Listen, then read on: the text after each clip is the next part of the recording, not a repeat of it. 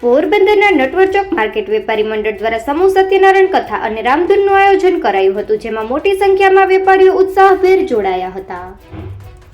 શ્રી રામ મંદિર પ્રાણ પ્રતિષ્ઠા મહોત્સવના સંકલ્પ રૂપે પોરબંદરના નટવર ચોક માર્કેટ વેપાર મંડળ દ્વારા શ્રી સત્યનારાયણ ભગવાનની કથા તથા રામધૂનનું આયોજન કરવામાં આવ્યું હતું, જેમાં 75 જેટલા વેપારી યુગલોએ ઉત્સાહભેર ભાગ લીધો હતો તથા કથા પૂર્ણ થયા બાદ મહાઆરતી અને મહાપ્રસાદી પણ યોજવામાં આવ્યા હતા. આ કાર્યક્રમમાં નગરપાલિકાના પ્રમુખ ડોક્ટર ચેતનાબેન તિવારી, ઉપપ્રમુખ મનીષભાઈ સિયાળ, ચેમ્બર ઓફ કોમર્સના પ્રમુખ જિગ્નેશ કારિયા, એડવોકેટ ભરતભાઈ લાખાણી સહિત આગેવાનો અને વેપારી એસોસિએશનના હોદ્દેદારો ઉપસ્થિત રહ્યા હતા અને માર્કેટના વેપારીઓ દ્વારા હળીમળીને કરાયેલા આ ઉત્તમ આયોજન બદલ સૌને બિરદાવ્યા હતા.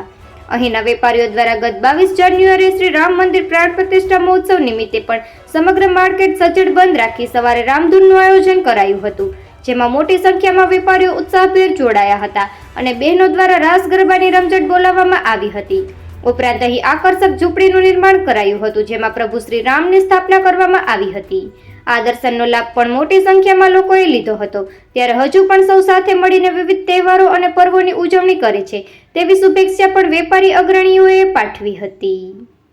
નિપુલ પોપટ, પોરબંદર ટાઈમ્સ.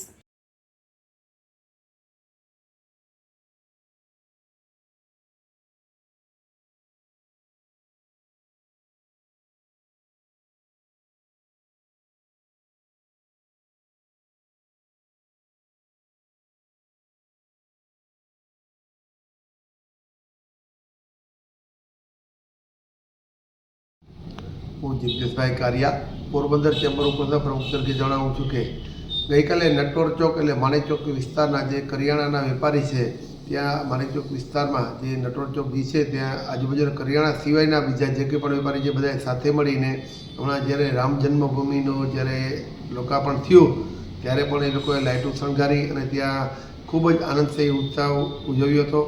ત્યારે ગઈકાલે જ પાછું એ લોકોએ 65